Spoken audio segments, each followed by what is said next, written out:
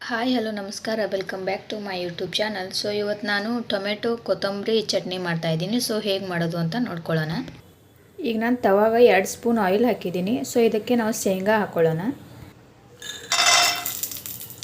4ರಿಂದ 5 ಹಸಿಮೆಣಸಿನ್ಕಾಯಿ ಹಾಕ್ಕೊಳ್ಳಿ. ಸೊ ಇವಾಗ 4 ಟೊಮೆಟೊ ತೊಗೊಂಡಿದ್ದೀನಿ, ಟೊಮೆಟೊನೂ ಹಾಕ್ತೀನಿ. ಸೊ ಇದನ್ನು ನೀಟಾಗಿ ಫ್ರೈ ಮಾಡ್ಕೊಳ್ಳೋಣ. ಸ್ವಲ್ಪ ಉಪ್ಪು ಹಾಕ್ಕೊಳ್ಳೋಣ, ಉಪ್ಪು ಚೆನ್ನಾಗಿರುತ್ತೆ. ಇದಕ್ಕೆ ನಾವು ಈಗ ಕೊತ್ತಂಬರಿ ಹಾಕ್ಕೊಂಡು ನೀಟಾಗಿ ಫ್ರೈ ಮಾಡ್ಕೊಳ್ಳೋಣ, ಒಂದು 2ರಿಂದ 3 ನಿಮಿಷ.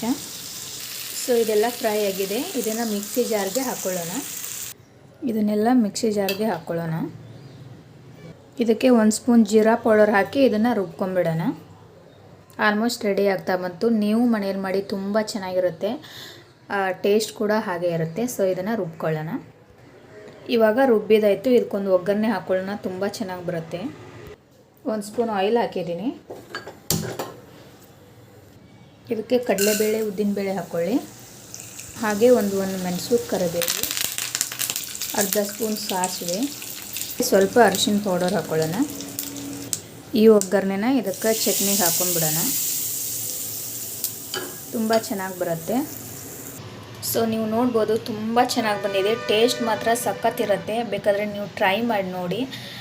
ಇದನ್ನು ನೀವು ಯಾವುದ್ರ ಜೊತೆಗೆ ಬೇಕಾದರೂ ತಿನ್ಬೋದು, ಇದೆ ಅಂತೇನಿಲ್ಲ. ನಿಮಗೇನು ಇಷ್ಟ ಅದ್ರ ಜೊತೆ ಸರ್ವ್ ಮಾಡ್ಕೊಳ್ಳಿ. ಸೊ ನೀವು ನೋಡ್ಬೋದು, ಜಾಸ್ತಿ ಏನೂ ಇಂಗ್ರೀಡಿಯೆಂಟ್ಸ್ ಇಲ್ಲ, ಸ್ವಲ್ಪ ಇದೆ. ಮತ್ತು ಪಟ್ ಅಂತ ಮಾಡ್ಕೋಬೋದು, ಟೊಮೆಟೊ ಆಮೇಲೆ ಕೊತ್ತಂಬರಿ ಅದು ಇದ್ದರೆ. ಆ್ಯಂಡ್ ಈ ವಿಡಿಯೋ ನಿಮಗೆ ಇಷ್ಟ ಆಗುತ್ತೆ.